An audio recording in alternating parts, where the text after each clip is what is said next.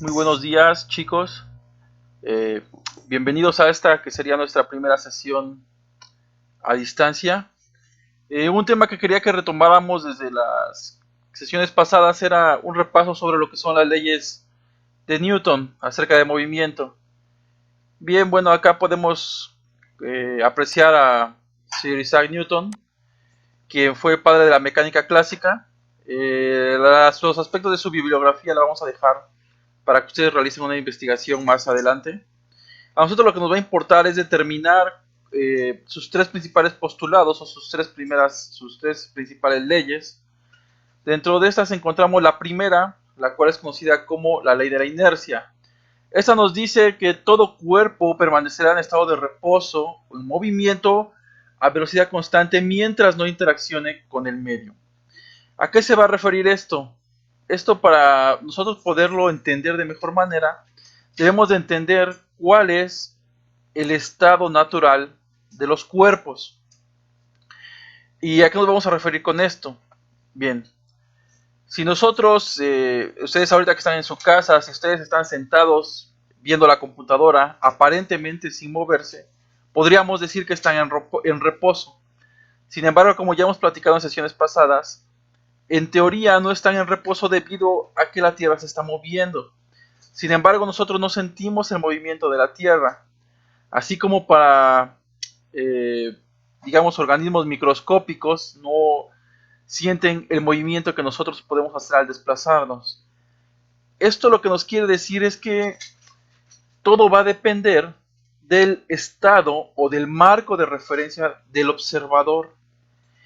¿Y esto por qué nos sirve para interpretar la primera ley de Newton?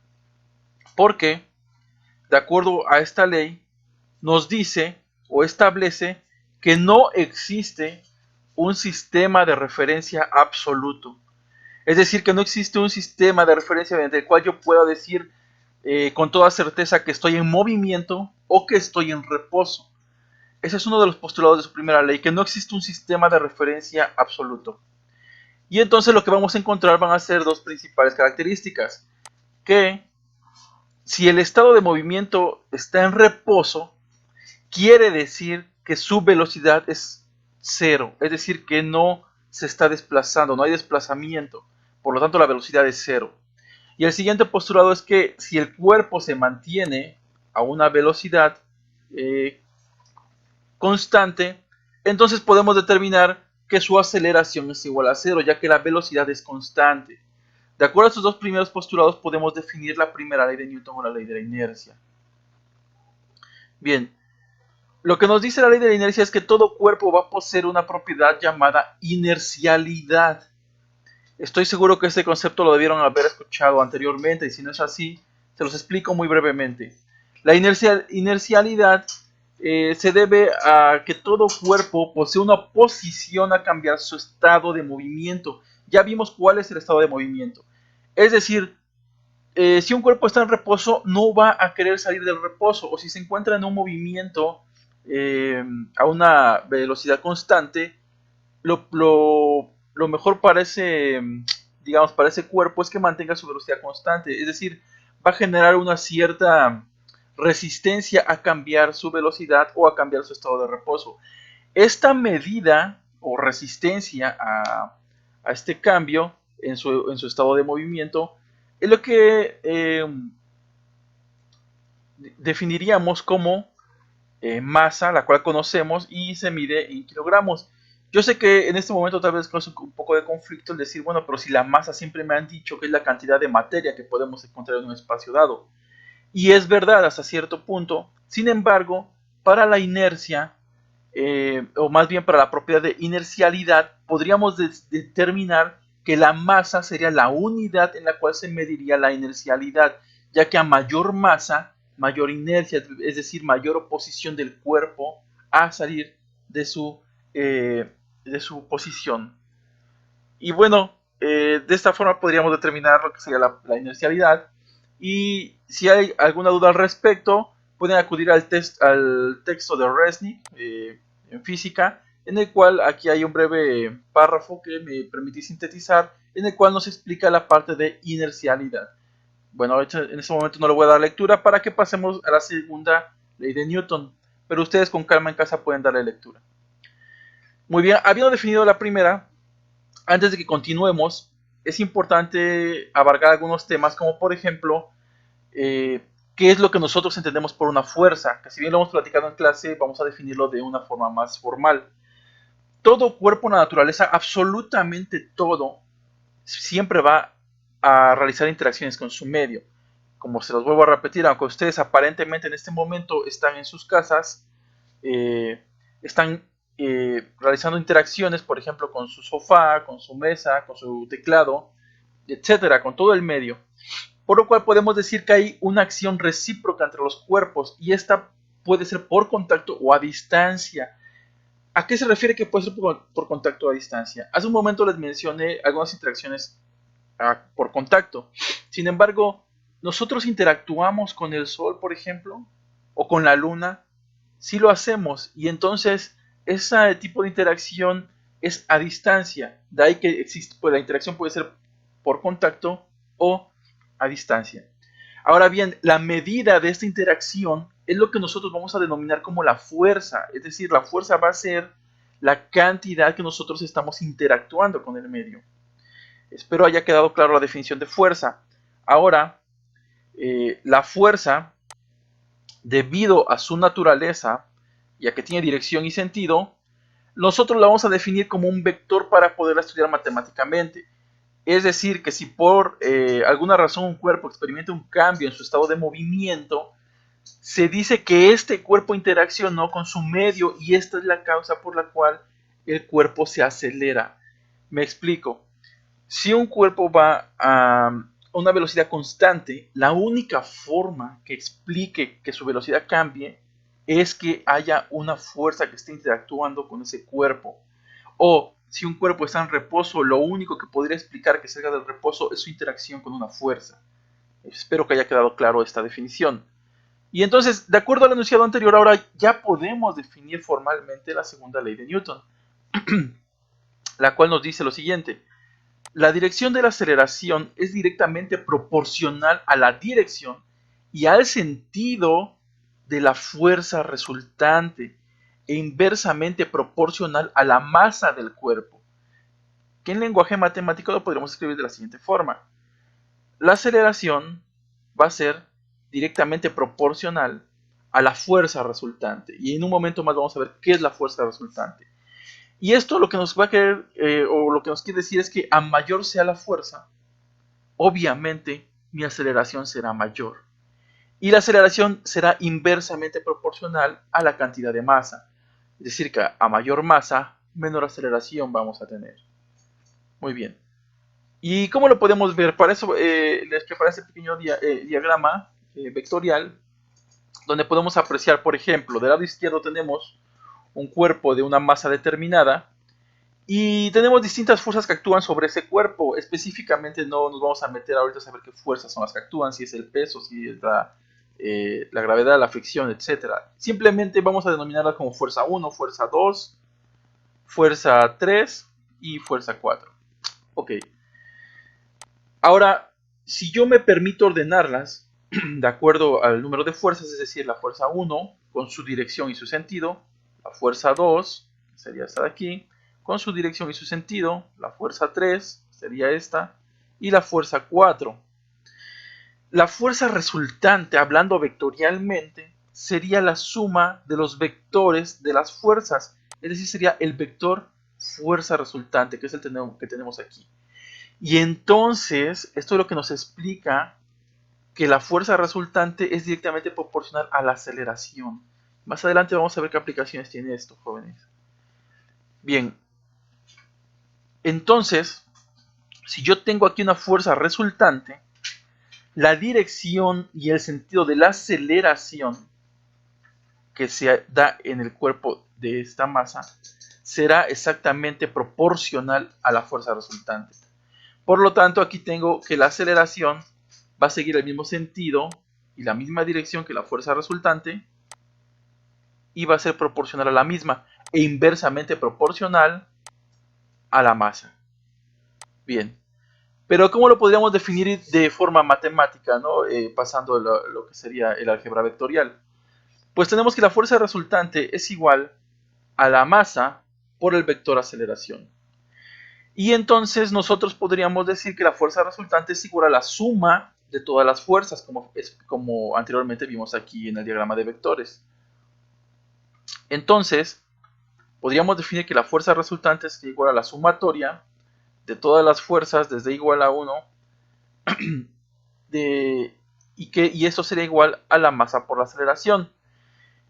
Y bueno, entonces en la ecuación que vamos a ver más adelante, que sería esta de aquí abajo, nosotros sabemos que, como mencionamos al principio, todo va a depender del marco o del sistema de referencia. Para el estudio en esta sesión de la segunda ley de Newton, vamos a definir un sistema de referencia en 3 dimensiones, junto con los vectores unitarios y jk.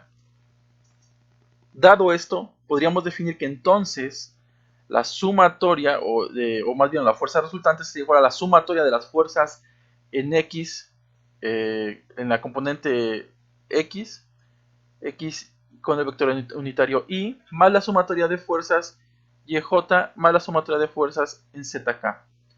Si ahora sustituimos esta ecuación de las fuerzas en la ecuación principal, que sería esta, la ecuación 1, y en lugar ahora de escribir esto,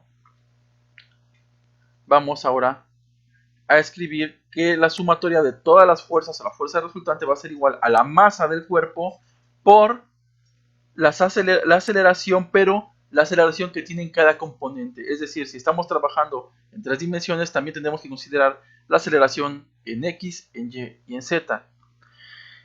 Ahora, para efectos prácticos, pues nosotros podríamos determinar de aquí 3 ecuaciones, que sería la sumatoria de las fuerzas en cada uno de nuestros componentes, en X, en Y y en Z. Para efectos prácticos vamos únicamente a hacerlo demostrativamente para la componente en X. Entonces, para deducir la fórmula de la segunda ley, tomaremos en cuenta lo siguiente. La sumatoria de todas las fuerzas en X es igual a la masa por la aceleración. Pero, ¿qué es la aceleración? Como habíamos definido en clase, la aceleración no es otra cosa que el cambio de velocidad con respecto al tiempo, o la diferencial de v en la componente x con respecto al tiempo. Pero la aceleración sería la segunda derivada de x con respecto al diferencial del tiempo al cuadrado. Es decir, que tendríamos aquí un sistema de ecuaciones diferenciales de segundo orden. Y de esta forma podríamos definir digamos, en un sentido más claro, lo que sería la segunda ley de Newton. Espero les haya quedado clara la explicación, jóvenes. Y pasaremos entonces ahora a lo que sería la tercera ley de Newton, o también conocida como principio de acción y reacción. Este se refiere a que si un cuerpo ejerce una fuerza sobre un segundo cuerpo, el segundo cuerpo va a ejercer una fuerza de igual magnitud, pero en sentido opuesto sobre el primero. Y para eso vamos de igual forma a ejemplificarlo mediante algunos sistemas de diagrama de cuerpo libre. Aquí tenemos un cuerpo de masa 1 y un segundo cuerpo con masa 2. ¿Ok? Y por lo tanto tengo aquí, vamos a poner por ejemplo esta fuerza, que en este caso sería la atracción del cuerpo 1 hacia el cuerpo 2. Siguiendo con el postulado de Newton, entonces el cuerpo 2 debe de ejercer una misma fuerza de la misma magnitud pero en sentido contrario. Y a continuación con esto, chicos, que la forma en cómo se leen estos parámetros o la nomenclatura sería la fuerza en 2, por eso ponemos el 2 primero, la fuerza en 2 debida a 1. Y en este caso sería la fuerza en 1 debida a 2, es decir, debida al cuerpo 2. Y esta línea, mediante la cual se están distribuidos nuestras fuerzas, o más bien la línea donde están los cuerpos y hacen efecto las fuerzas, se va a llamar la línea de dirección. ¿Ok? Ahora, esta no tiene que ser precisamente horizontal. Aquí ponemos otro ejemplo. perdón, la línea de acción. Entonces, aquí la tenemos en forma diagonal y vemos en este ejemplo que ahora ya no serían fuerzas de atracción, sino fuerzas de repulsión. Si la masa 1 ejerce una fuerza de repulsión con respecto a la masa 2, la masa 2 va a ejercer exactamente una fuerza de la misma magnitud, pero en sentido contrario. Y ahora, ¿esto cómo lo podemos ver, digamos, de una manera un poquito más clara?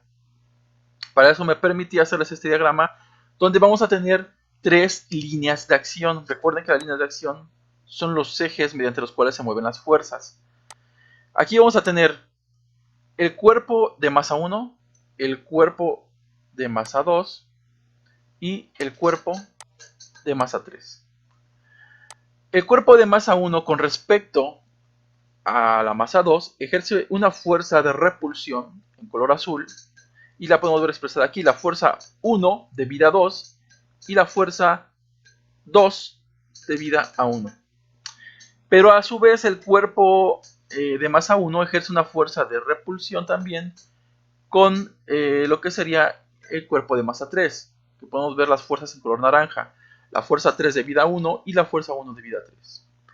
Por el contrario, el cuerpo de masa 2 ejerce una fuerza de atracción en color amarillo con respecto al cuerpo de masa 3. Es decir, aquí tendríamos la fuerza 2 del cuerpo 2 debida a 3 y aquí la fuerza 3 debida al cuerpo 2.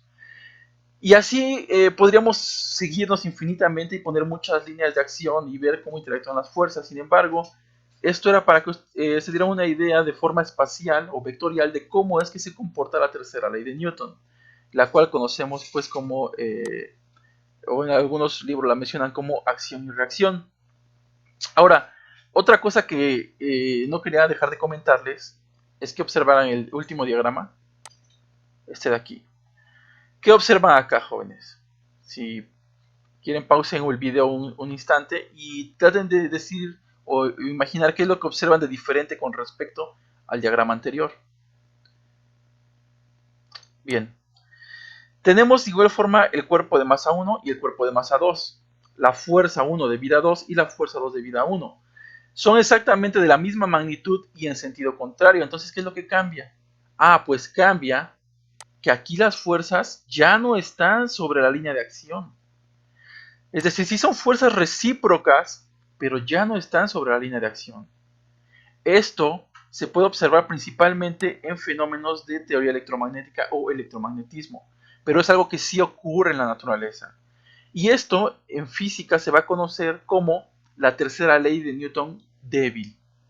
Y para nosotros, para nuestro curso, lo que nos va a importar pues es la tercera ley fuerte, que sería esta, cuando las fuerzas sí están bajo la misma línea de acción. Y algo maravilloso, maravilloso que podemos concluir entonces de la tercera ley de Newton es que, si se dan cuenta, en la naturaleza ninguna fuerza se encuentra sola. Absolutamente todas las fuerzas están en parejas. Es algo en verdad asombroso. Eso quiere decir que si yo hago una acción en este momento, no sé, pararme de la silla, quiere decir que debe de haber exactamente otra fuerza en la misma magnitud. Siempre en la naturaleza se va a comportar de esta forma, al menos en la mecánica, en la física clásica.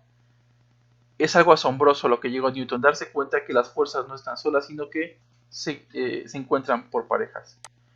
Bueno, jóvenes, les agradezco su atención y les voy a dejar este pequeño tutorial en lo que sería la unidad de Classroom. Bueno, nos vemos, chicos.